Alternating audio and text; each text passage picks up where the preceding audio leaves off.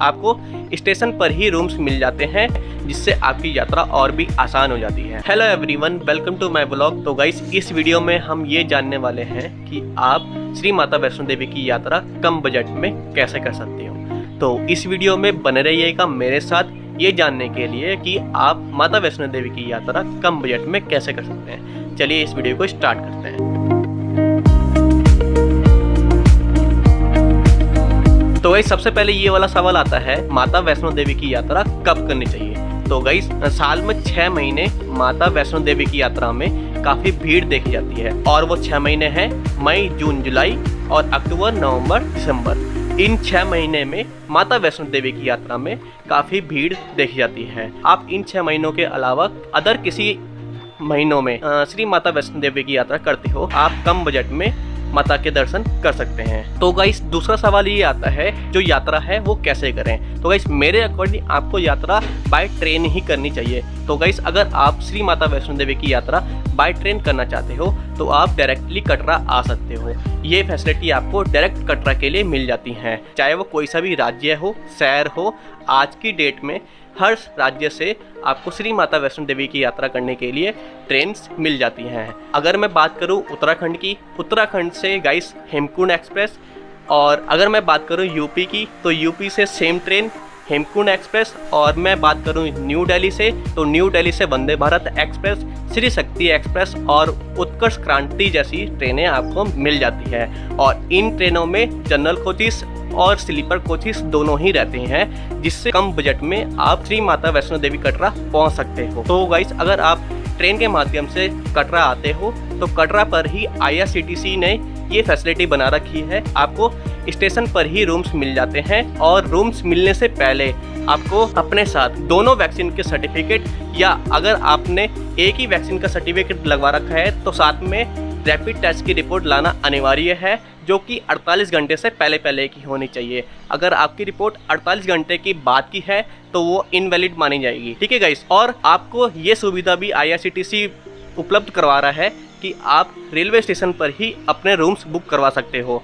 IRCTC ने Katra railway station पर ही कई सारे रूम्स बनवा रखे हैं, जिनको आप 203 रुपये से लेके 700 रुपये तक ले सकते हो। और वो रूम्स गाइस काफ़ी अच्छे हैं, मैंने खुद ही पर्सनली देखे हुए हैं। इन रूम्स को भी बुक करवा सकते हो, और इन रूम्स के साथ साथ आपको फ्री वाईफाई, फ्री फूड और फ्री पिकअप एंड ड्रॉप मिल जाता है, जो कि आपका इस प्राइस में इंक्लूड रहता है। तो गाइस, कटरा रेलवे स्टेशन से ही आपको बाणगंगा तक कर 20 रुपये पर हेड के हिसाब से ऑटो मिल जाता है, और आप बाणगंगा से अपनी यात्रा को स्टार्ट कर सकते हो। या फिर आप ये भी कर सकते हो कि आप थोड़ा सा रेस्ट करके रेलवे स्टेशन पर ही या फिर अन्य किसी होटल्स पे आप रुक के बाद में अपनी यात्रा को आरंभ कर सकते हो। तो गाइस, कटरा रेलवे स्टेशन के अलावा आप साइन बोर्ड की साइट पर भी जाके आप रूम्स बुक करवा सकते हो।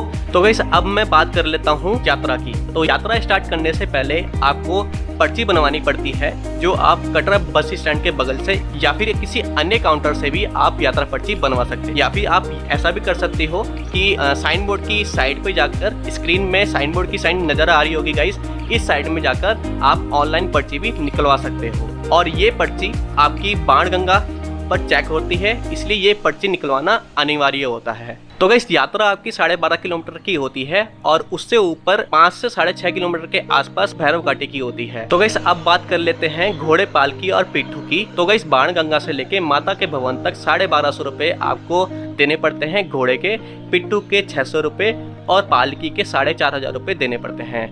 गाइस, अगर आप माता की यात्रा पैदल करते हो तो पैदल वालों के लिए रास्ते में बैठने की व्यवस्था भी है, काफ़ी सारे शॉर्टकट्स भी बना रखे हैं, आप सीढ़ियों के माध्यम से भी माता की यात्रा भी कर सकते हो। तो गाइस, यात्रा करते वक्त आपको बीच में डंडे भी मिल जाते हैं 10 रुपये पर पीस के हिसाब से, जिससे आपकी यात्रा और भी ज़्यादा सरल हो जाती है। और रास्ते में आपको टीन शेड पड़ी हुई देखने के लिए मिल जाती है, जिससे आपको बारिश से बचने में सहायता मिल जाती है, और ये टीन शेड आपको पूरे रास्ते भर दिख जाएगी। तो गाइस, अब बात कर लेते हैं माता के भवन पर जाने वाले रास्तों की या फिर ट्रैक की। तो गाइस, माता के भवन पर जाने के लिए केवल 2 ट्रैक हैं, एक जो न्यू ट्रैक है जिसका नाम है ताराकोट मार्ग, और एक जो पुराना रास्ता है बाणगंगा होते हुए अर्धकुंवारी पहुंचाता है। तो गाइस, अब बात कर लेते हैं न्यू ट्रैक की, जो है ताराकोट मार्ग। गाइस इस ताराकोट मार्ग में आपको घोड़े पाल के खच्चर देखने के लिए नहीं मिलते हैं, जिससे आपकी यात्रा और भी आसान हो जाती है। और इस रास्ते से आप माता के भवन पर